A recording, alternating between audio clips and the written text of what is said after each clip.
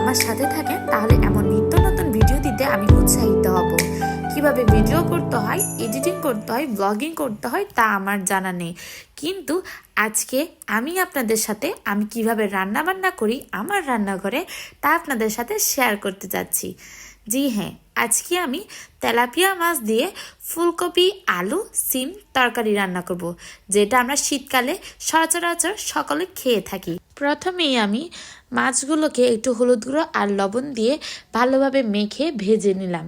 এরপর সেই গরম তেলে ফুলকপি আলু সিম দিয়ে 1 চামচ হলুদ গুঁড়ো দিয়ে ভালো করে ভেজে নিচ্ছি।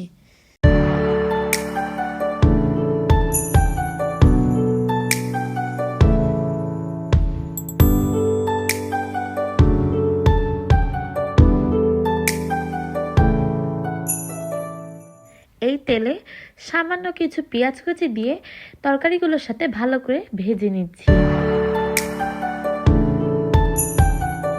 এরপর পরিমাণ মতো লবণ, 1 চামচ হলুদ গুঁড়ো এবং 2 চামচ মরিচের গুঁড়ো দিয়ে একটু পানি দিয়ে ভালোভাবে কষিয়ে নিচ্ছি।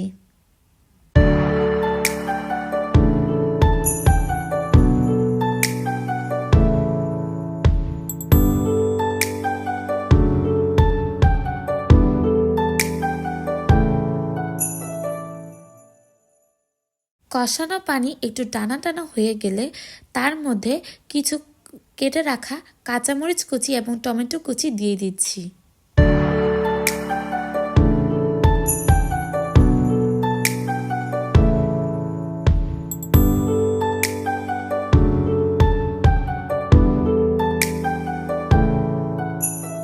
পরিমাণ মতো পানি দিয়ে দিচ্ছি, যতটুকু আমি খেতে পছন্দ করি।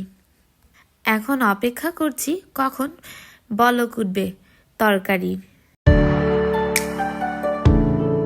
এই যে বলক উঠে গেল, এখন তরকারিতে মাছগুলো দিয়ে দিচ্ছি।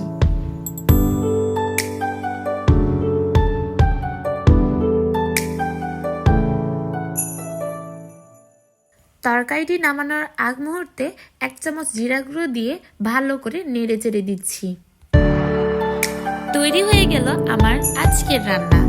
এভাবে আমাকে লাইক, কমেন্ট এন্ড শেয়ার দিয়ে আমার পাশে থাকলে এমন নিত্য নতুন ভিডিও দিতে আমি উৎসাহিত বোধ করব। সবাই আমার পাশে থাকবেন। Thank you everyone.